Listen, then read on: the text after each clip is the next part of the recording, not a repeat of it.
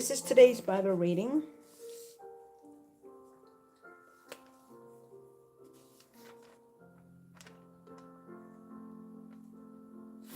Transition, building the royal palaces.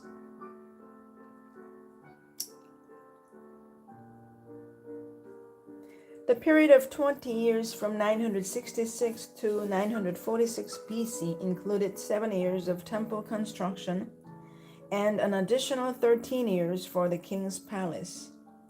Besides these two major projects, other buildings were erected. One particular house was built for Solomon's wife from Egypt, the daughter of Pharaoh. While both the historian of Kings and the chronicler record this event, Chronicles emphasizes that the pagan princess must not dwell in the sacred places near the ark. As usual, the priestly history shows great concern for the ritual holiness of the temple of Israel's God. Now the book of 2 Chronicles, chapter 8, Solomon's additional achievements.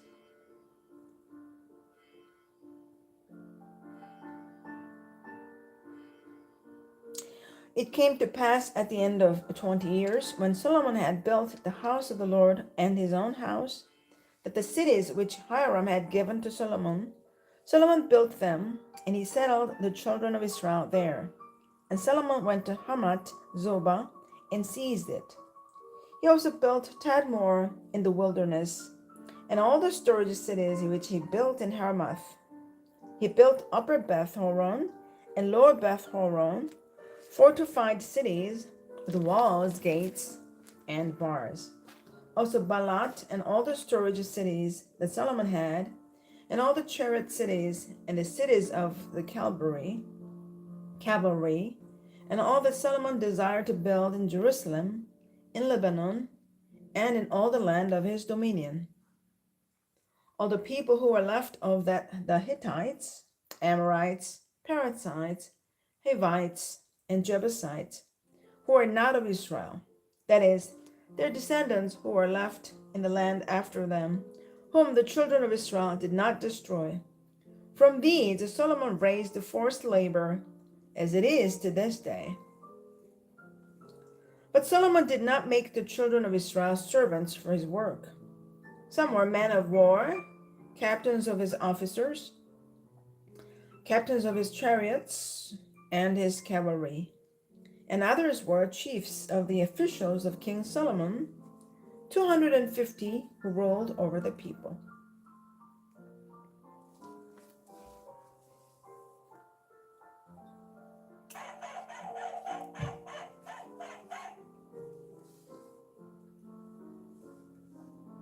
Now, book of 2 Chronicles, chapter 9, the queen of Sheba's praise of Solomon.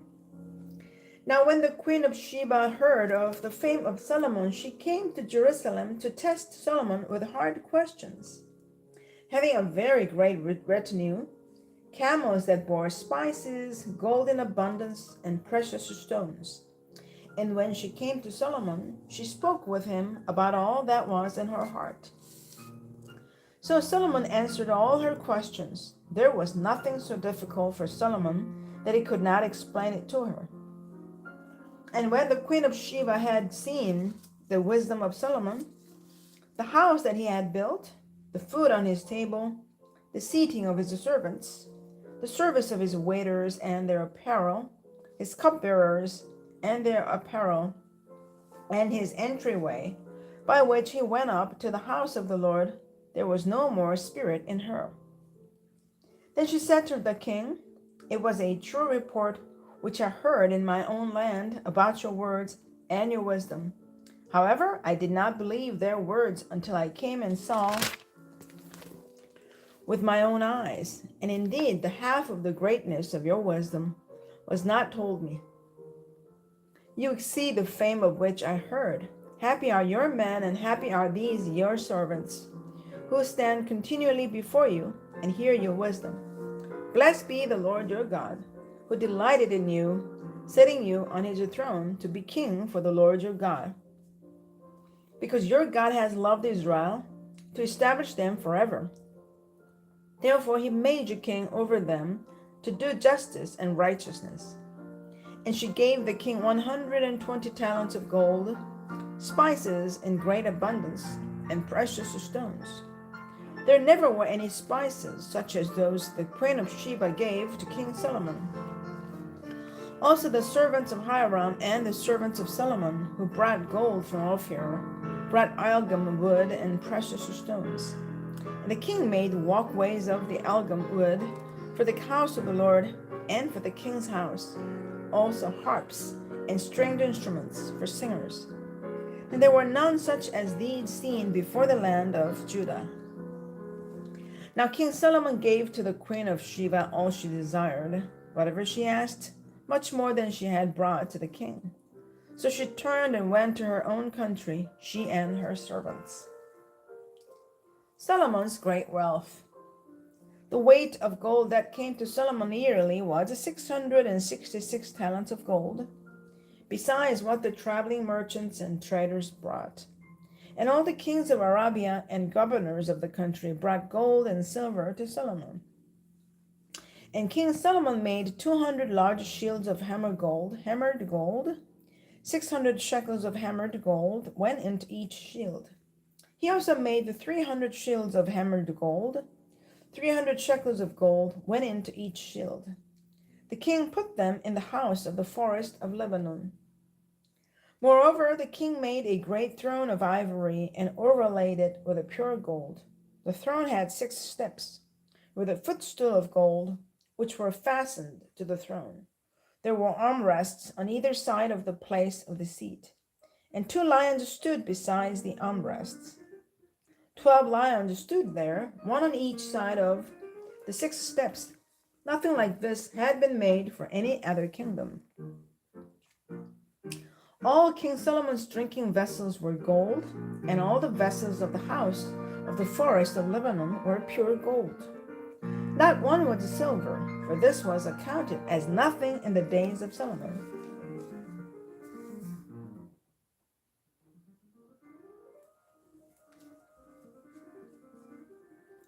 For the king's ships went to Tarshish with the servants of Hiram. Once every 3 years the merchant ships came, bringing gold and silver, ivory, apes, and monkeys. So King Solomon surpassed all the kings of the earth in riches and wisdom. And all the kings of the earth sought the presence of Solomon to hear his wisdom, which God had put in his heart. Each man brought his present, articles of silver and gold, garments, armor, spices, horses, and mules, at a set rate year by year. Solomon had 4,000 stalls for horses and chariots, and 12,000 horsemen, whom he stationed in the chariot cities and with the king at Jerusalem. So he reigned over all the kings from the river to the land of the Philistines, as far as the border of Egypt. The king made silver as common in Jerusalem as the stones, and he made the cedar trees as abundant as the sycamores which are in the lowland. And they brought horses to Solomon from Egypt and from all lands.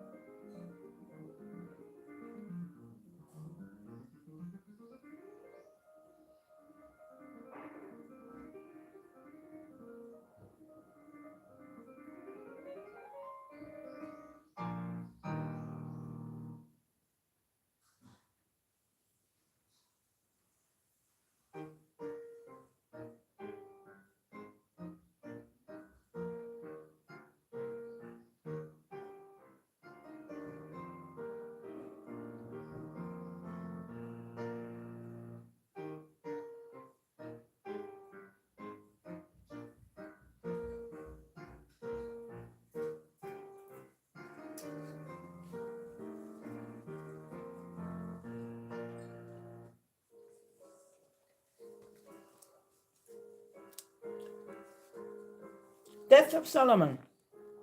Now the rest of the acts of Solomon, first and last, are they not written in the book of Nathan the prophet, in the prophecy of Ahiah, the Shilonite, and in the visions of Iddo, the seer, concerning Jeroboam, the son of Nebat, Solomon reigned in Jerusalem over all Israel 40 years.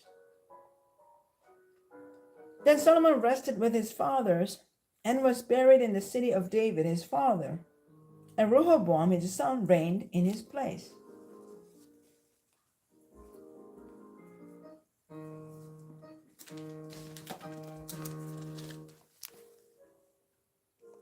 Now, Epoch 5.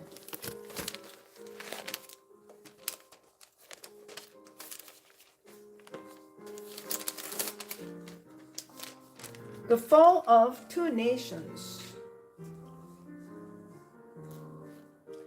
930 through 586 BC. The brokenness of God's people led to brokenness in the world. Solomon's empire broke apart partly because Solomon and Rehoboam failed to be instruments of justice for their people. The many positive accomplishments of the united monarchy now slowly began to unravel, eventually resulting in the division of Solomon's kingdom into Israel north and Judah south. The story of the divided monarchy is one of gradual decay, with only brief interludes of hope.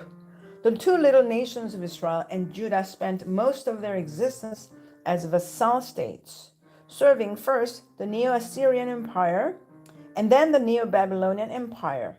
Israel was destroyed by the Neo-Assyrians, Judah by the Neo-Babylonians. Archaeology and the past. The Iron Age, 1200 through 600 BC, spans the united and divided monarchies, and remains and records of this age often relate to the Bible. For example, Pharaoh Shishak I left inscriptions listing the cities and towns that he conquered in Palestine after the division of the kingdoms. While Egypt was not a strong force in the region, the records of other empires, especially those of Assyria, provide more details to supplement the biblical accounts. Israelite kings built a new capital for the northern kingdom at Samaria. Excavations there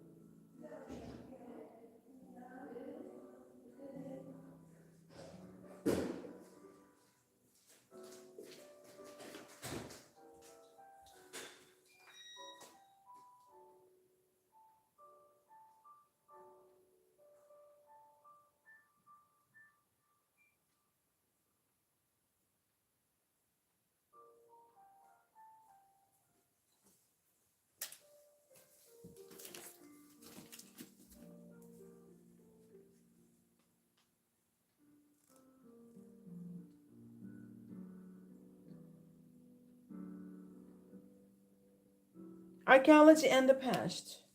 The Iron Age spans the united and divided monarchies, and remains and records of this age often relate to the Bible.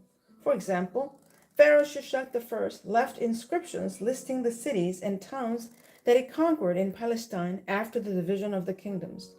While Egypt was not a strong force in the region, the records of other empires, especially those of Assyria, provide more details to supplement the biblical accounts. Israelite kings built a new capital for the northern kingdom at Samaria. Excavations there have revealed great city walls and bedrock dating from this period. Large numbers of ivory inlays from furniture were also found, reminding us that the ruling classes in Israel were incredibly wealthy. The prophets criticized the upper classes because their houses of ivory were built by exploiting the poor. King Ahab rebuilt the stables at Megiddo and made it once again a great city. He also built a palace at Hazor as part of the renovation of that city. His economic power made him an international force. According to an inscription of Shalmaneser III of Assyria, Ahab the Israelite brought 2,000 chariots and 10,000 infantry to the Battle of Karkar. Ahab apparently had picked up on Solomon's trade in horses and chariots.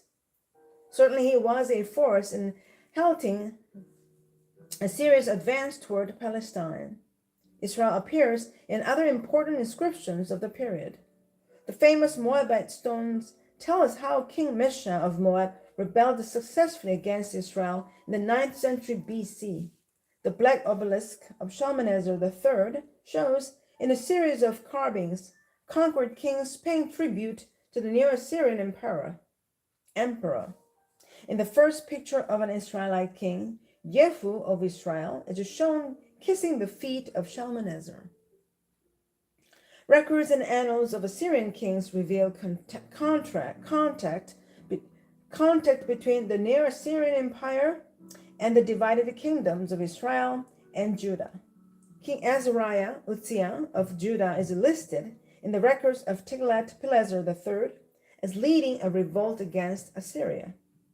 Both Assyrian inscriptions and excavated cities in Israel record that Tiglath-Pileser overran Israel, laying waste to cities, making Galilee an Assyrian province, and deporting the population to other parts of his empire.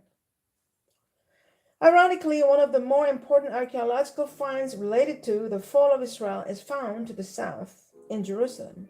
The broad wall of Judah's king Hezekiah was a city wall built on the western hills of Jerusalem. It tells us that at this time, Jerusalem was greatly enlarged, partly to handle the flood of refugees from Israel. Judah herself experienced Assyrian power through Assyria's king Sennacherib. Hezekiah undertook a massive water project to carry water from the Gihon spring outside the city walls through a tunnel into the city. The tunnel was dug to ensure the water supply at the time of Sennacherib's invasion in 701 BC. Sennacherib also left a long document describing his siege of Jerusalem. The carvings on Sennacherib's palace walls included large pictures of the siege and destruction of Lachish, an important Judahite fortress. The carvings shows both the siege process, the storming of the city, and the surrender of the citizens. The Neo-Assyrian Empire fell around 612 BC, but in its place arose the Neo-Babylonian Empire, which would ultimately destroy Jerusalem and carry the kings of Judah into exile.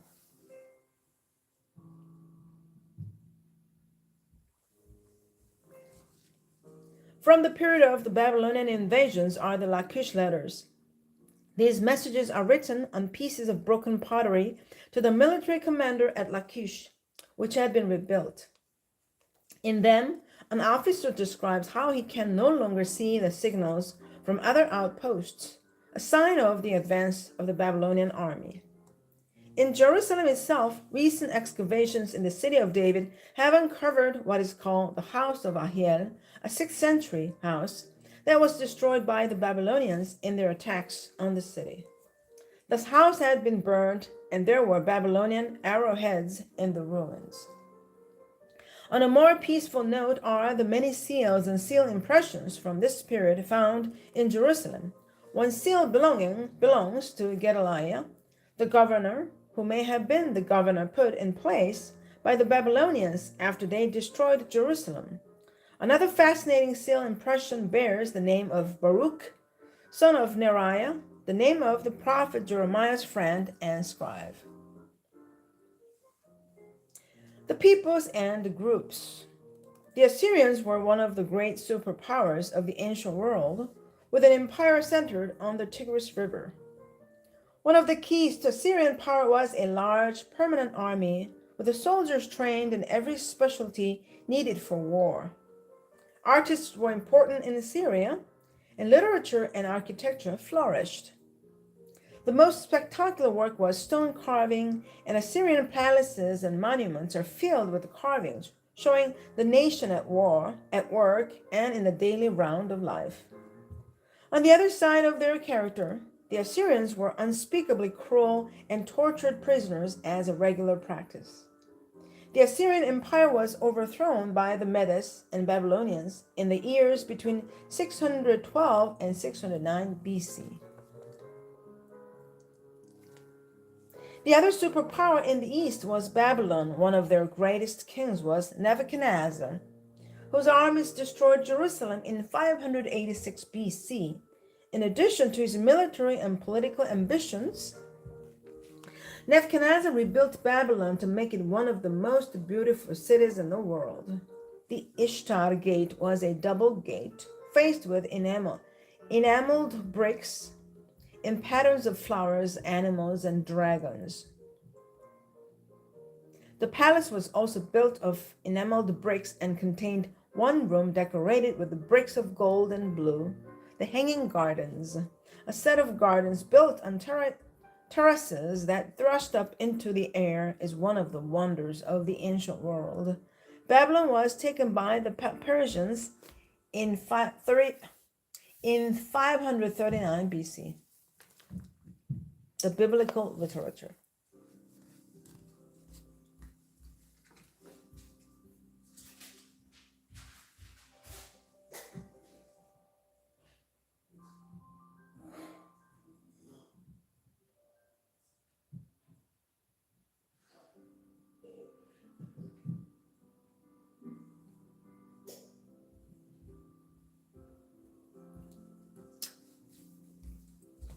Biblical books that relate to this period come from three groups. The first, consisting of portions from Kings and Chronicles. The history of the kingdoms of Judah and Israel shows their alternation between faithfulness and faithlessness in their relationships with Yahweh. A second group relates to the Neo-Assyrian period and includes the prophetic writings of Amos, Hosea, Isaiah, Micah, Jonah, and Zephaniah. Amos and Hosea preached in Israel with an emphasis on social and economic justice. They warned of the coming punishment of Yahweh because of Israel's failure to keep the covenant. Isaiah was a counselor to the kings of Judah. He worked through two major international crises, which he saw as signs of God's rule over the nations and of God's displeasure over Judah's failure to bring about social justice. Micah was a rural contemporary of Isaiah who also preached against injustice, but lifted up a vision of a day of peace and salvation. Zephaniah began preaching sometime after 640 BC, condemning idolatry and injustice. All these prophets were conscious of God's concern for justice and the failure of their nation to bring justice to the people. The third group relates to the Neo-Babylonian period. Parts of the book of Daniel tell the story of a Jewish youth exiled to Babylon, while the book of Lamentations mourns the destruction of Jerusalem. Also included are prophecies from Jeremiah, Habakkuk, Nahum, Ezekiel, and Obadiah. Jeremiah lived through the destruction of Jerusalem in 586 BC. He continued to call for just social justice and loyalty to Yahweh, but also introduced the vision of a new covenant and of hope. Habakkuk records the pain of seeing the Babylonians on the march and wonders where God is in these events. Nahum rejoices over the defeat of Assyria. Ezekiel was the first prophet to write from exile in Babylon. He first preached a message of doom and judgment, but after the destruction of Jerusalem, began to preach hope. Obadiah is a song of anger against the people of Edom for their part in the destruction of Jerusalem. The divided monarchy in Israel. Israel was more united under the monarchy than ever before, but the old tribal loyalties remained, at least under the surface. Saul, from the tribe of Benjamin, had surrounded himself with other Benjamites, as had David with members of his own tribe of Judah. These two tribes remained rivals throughout the united monarchy, while resentment over the forced labor imposed by Solomon precipitated the division of Israel into different parts. The divisions were there already. The division of Israel into two kingdoms led to some resentment and even the threat of war, but war was averted, and before long, the two new nations were diplomatic allies. However, the glory years of Solomon's united monarchy were ended, replaced by a divided monarchy. A northern kingdom, which from this time on assumed the old name Israel, and a southern kingdom of Judah. The division of the kingdom left David's empire in shambles. Not only was Israel split, but the other nations that David had conquered soon achieved independence. The continuing weakness of the Egyptian and Assyrian empires allowed the weakened land of Israel to survive. But Aram, Damascus, Syria, just to the northeast, was a growing threat.